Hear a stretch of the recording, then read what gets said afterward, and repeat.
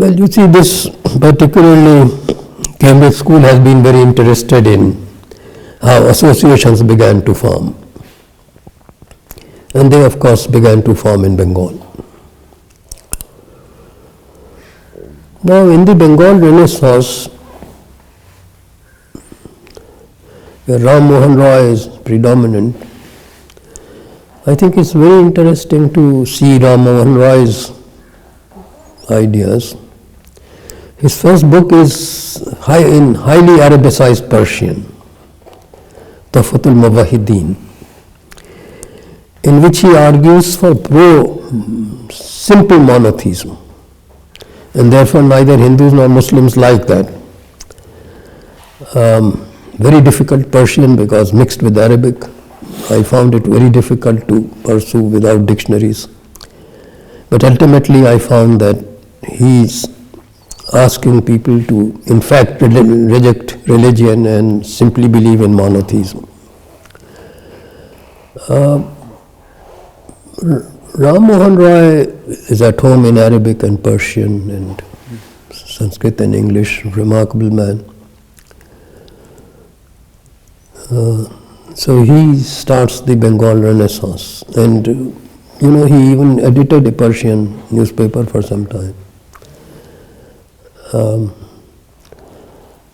one finds almost no communalism in Rammohan Roy, never. Although the peasants were Muslims, he said the peasants should have the same rights under a permanent settlement as the zamindars have. And a remarkable demand from a zamindar himself. So, the Bengal Renaissance in its origins was, I think, very important.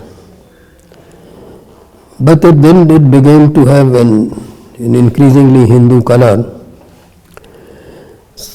Somehow naturally, because there were many social reforms which Hindu society demanded and which Muslim society did not demand, because the main evil in Muslim society, slavery, was abolished in 1844.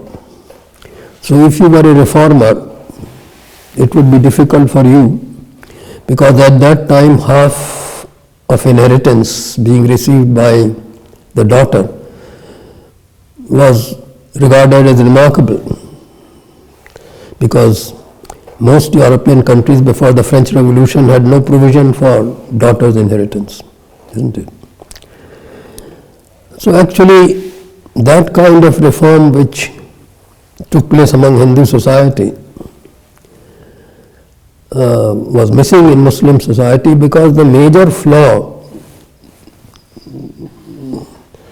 from the point of view of Reformation, slavery, was abolished in 1844. Muslims did not have a caste system, they did not have anything particularly against widows. In fact, I was told in theology that it is good for a man to marry a widow.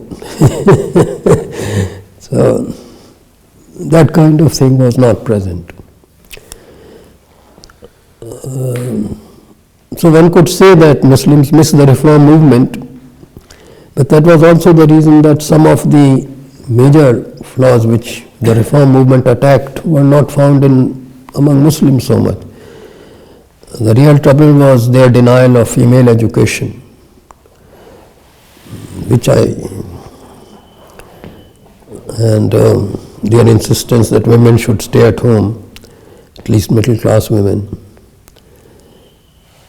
And that took time. But women were not admitted to MA classes until after independence. They just had to be satisfied with BA or BSc. So there was no concept of equality. But 47 removed everything, as far as women's participation is concerned.